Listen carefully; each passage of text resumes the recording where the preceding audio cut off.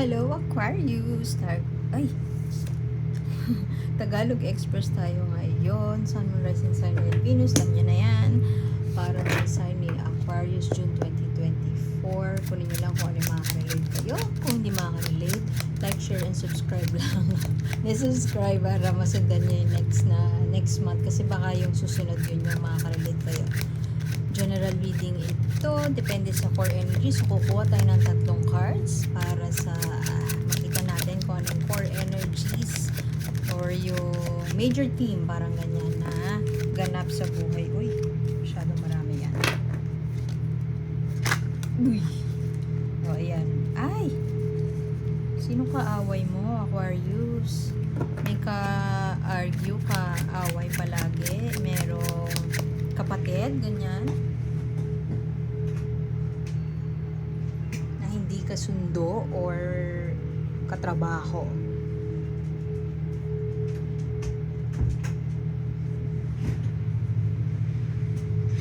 Ang dating friendly banter ngayon ay dati biruburuan lang, ngayon magkaaway na kayo. I mean, pwede ding hindi away as in bangayan eh. Pwede kasing cold war lang, hindi kayo nagpapansinan, miscom, ganyan.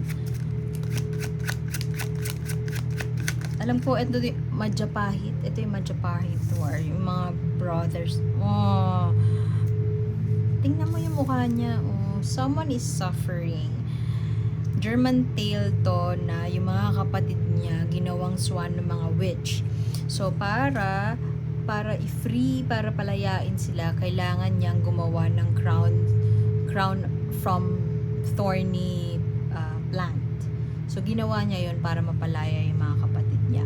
Pwede ngayon siguro yung war lang na ito, Cold War man o hindi, na pinagdadaanan mo ngayon, Aquarius, is pwedeng hindi pagkakasunduan with your kapatid, siblings, kuya, ate, pwede ding parents, and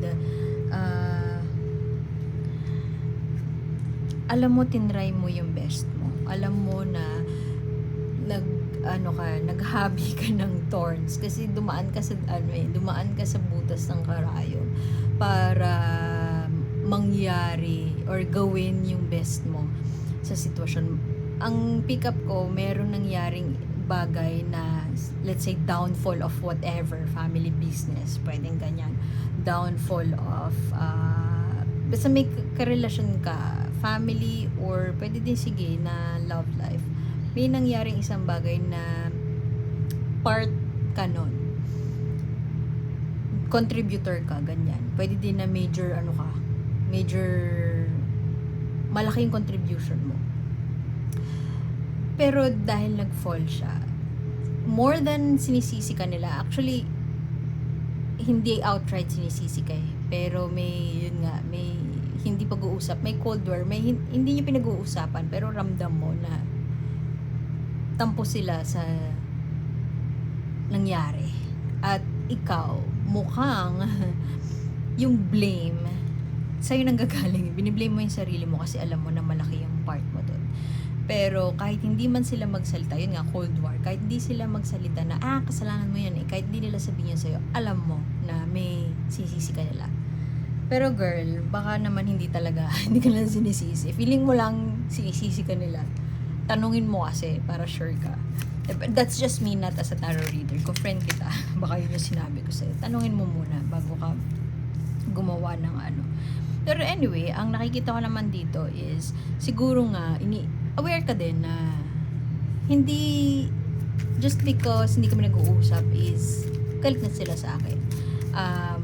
Basta regardless kung galit galit sila sa akin o hindi na maganda yung feeling, hindi na maganda yung nararamdaman ko na magstay pa ako rito. So I feel so trapped. Hindi ko naman ginusto na ako gumawa noon, pero I tried my best. Hindi ko alam bakit galit sila sa akin. Ganon. Parang kailan ba ito matatapos? Nakakapagod na yung pag-overthink. Ayoko mag-overthink. Di ako dapat nag-overthink. Pero bakit ako nag-overthink? At napapagod na ako. When will this end? Parang ganon. Parang too near yet too far. Parang laban lang ako ng laban. Ginawa ko yung best ko. Dumaan ako sa butas ng karayom at ginawa ko ang lahat para sa inyo. Pero bakit parang gusto ko na lang magtago? Ang kwento naman nito, princess siya. Pero she doesn't feel, hindi siya belong. So, she feels so trapped. Pwede din na ano to eh. Itong reading na to, pwede din na coming out. May struggle ka sa sexual preference mo or sa identity. Hindi syempre hindi to sa lahat so pwedeng may makaka-relate lang. You are trapped in another person's body and feeling mo hindi mo fully ma-express yung sarili mo, hindi ka makapag-out. Pwede din na graduate ka na, kakagraduate mo lang, tapos parang siguro ito na yung time para mag-out ako, pero ramdam mo na hindi ka matatanggap, takot ka na ma-reject. So ito yung nga, princess siya, nagtago siya dun sa donkey skin. Donkey skin tong kwento na to eh. Nagtago siya sa donkey skin para hindi siya mapansin at makapamuhay siya ng normal. Pwede din high profile ka, so hindi mo fully, hindi tanggap sa inyo yung kung part ng LGBT community. Hindi ka makapag-out kasi alam mo hindi ka tatanggapin ng parents mo. Pwedeng ganun. Pwedeng high profile ka, sadyang mayaman ka lang tapos gusto mo lang makapamuhay ng simple. Tapos may nangyari nga in the past na partly accountable ka. Or pwedeng hindi naman nila sinasabi na ikaw yung 100% accountable, pero you took it upon yourself, alam mo na ikaw yung accountable. At sinisisi mo yung sarili mo sa doomsday, sa failure nung whatever na nangyari sa past. And parang gusto mo na lang mag-vanish, yung ganun. Gusto mo na lang mamuhay lang simple. Hanggang kailan ako ganito? Parang ganun. So, pwede din na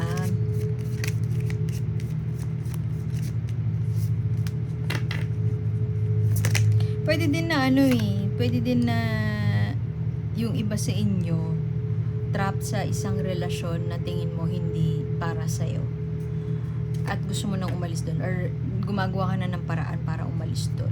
Tapos merong ibang tao na sobrang interesado sa'yo pero hindi sila maka-breakthrough kasi may wall ka at masyado kang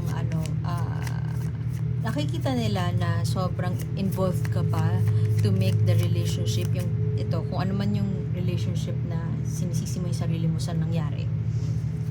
Yung burdensome na relationship, yung mabigat na relationship. Inaayos mo pa at nakikita ka nung kilala mo tong taong to. Merong tao na gusto extend ng help, if not express yung interest nila na i-date ka ganyan. Pero hindi sila makapasok kasi nakikita nila kung gaano ka ka-involved in making that relationship work, yung current relationship mo.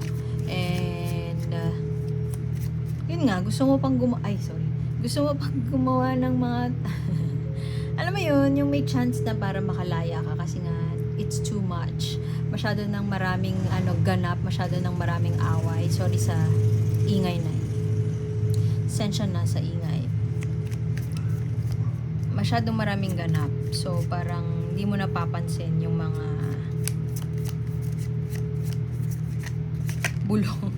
bulong ni universe.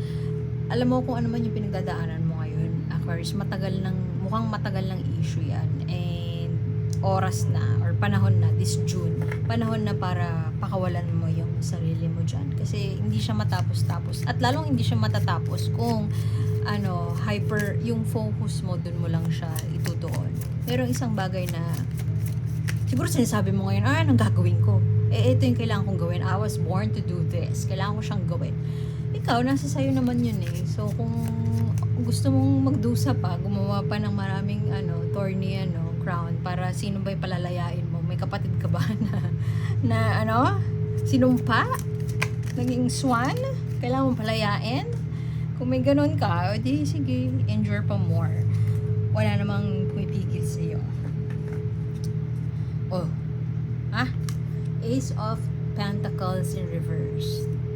Ano ba? Papanahan ka? Kaya ka kaya gusto mo kaya ayaw mong sundin kung ano yung bagay na magpapaligaya sa'yo. Kaya ba ayaw mong gawin yun? Kasi may pamanang involved dun sa pinagdudusahan mo. So, pwedeng ganon. May perang involved. Pwede din na hindi makapasok. Kung hindi ito message of love, pwedeng hindi makapasok yung opportunity to earn more kasi nga, ewan ko, nag-sign ka ng kontrata. Merong expectation sa'yo na gusto mong i-fulfill at nahihirapan ka, ano pa kailangan kong gawin para magawa ko yung gusto mo. Pwedeng daddy mo yan, mataas na expectation sa'yo, parents mo, doktor parehas yung parents mo, ganon. So, kailangan mo din mag-med school, pero ayaw mo kasi hindi ka masaya. So, pwede din na, yun nga, nag-a-attempt ka na mag-put on ng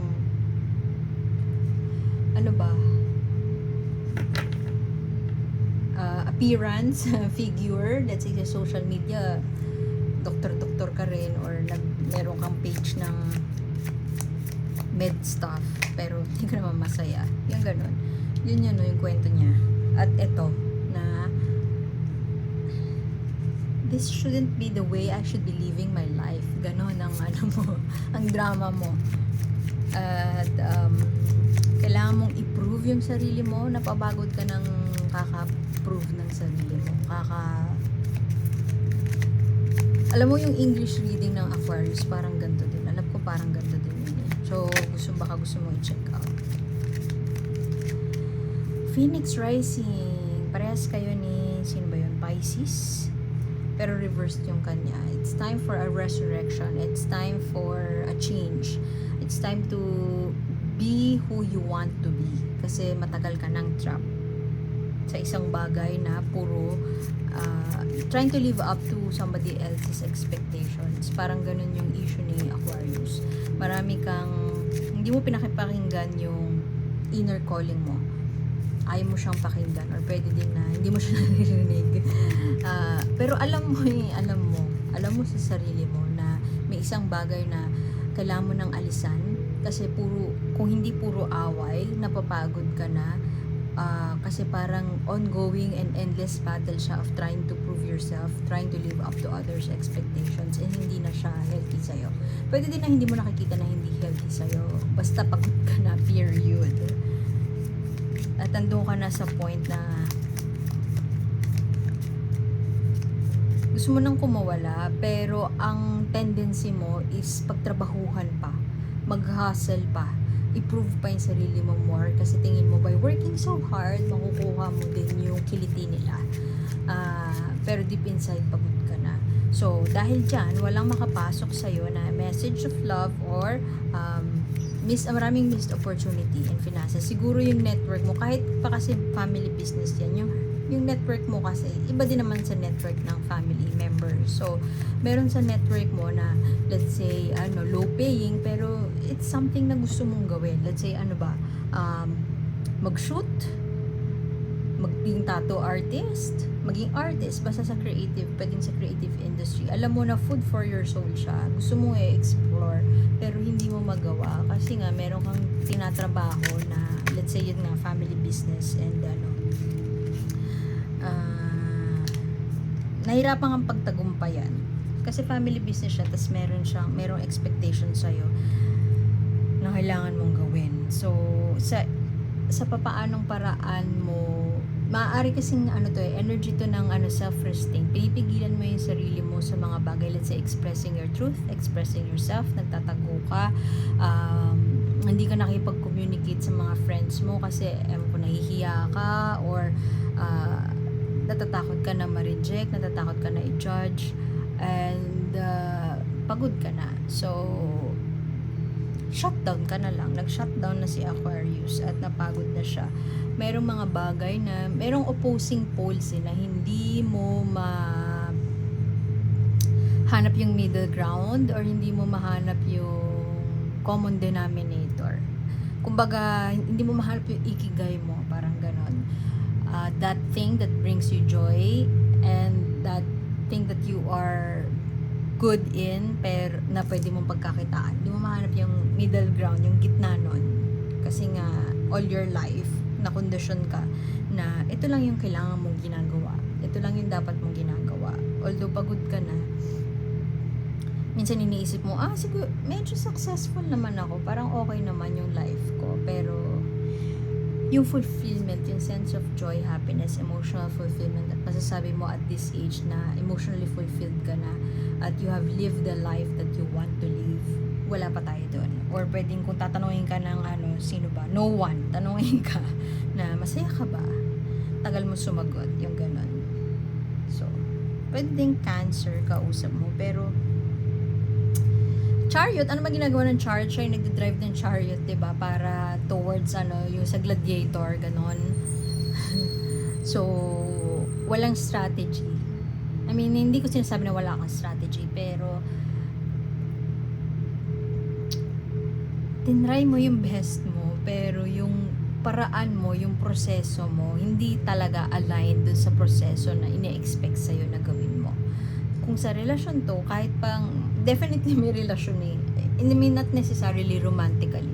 Pwede relasyon nga kasi sa business relationship, sa network, sa family business. May arguments na and parang hindi mo ma-drive yung karwahe sa path na gusto mo. Kasi alam mo, sabihin sa'yo na kaya nga kita nilagay dyan sa marketing kasi ikaw yung nakapag-aral sa UK eh, ganon. Ikaw yung nakapag-aral ng ganito. Pero hindi naman yun yung mo, meron kang mga gustong gawin na maaaring radikal. Hindi naman nila gusto. So, kung gusto nyo akong iupo dyan, might as well pagkatiwalaan nyo kung ano yung opinion ko. Pero, hindi nila pinagkakatiwalaan. Hindi lang nila cup of tea, yung mga bet mo. So, na, 'di ba? So, pagod na lang, 'di ba? Alam mo, ito, patronage. Kung ikaw yung ahalin tulad ko to sa 6 of coins, pwedeng philanthropy, pagbibigay, equal give and take. Equal give and take sa relasyon. Kung paano ka magbigay, kung all out ka magbigay, dapat all out din yung pag-receive mo, pagtanggap mo. So, kung isip ko yung Tagalog ng abundance, kung plenty kasi to eh, kung maraming biyaya ang binigay sa'yo, sa paanong paraan mo maaaring ibahagi yun. Kung may kakulangan naman, maaaring mensahe to ni universe sa'yo na parang sa papaanong paraan mo pwedeng ma-pinpoint kung ano yung kulang na yon at paano mo matutulungan yung sarili mo na punan yung kakulangan na yon. Kailangan mo ba talaga ng marami?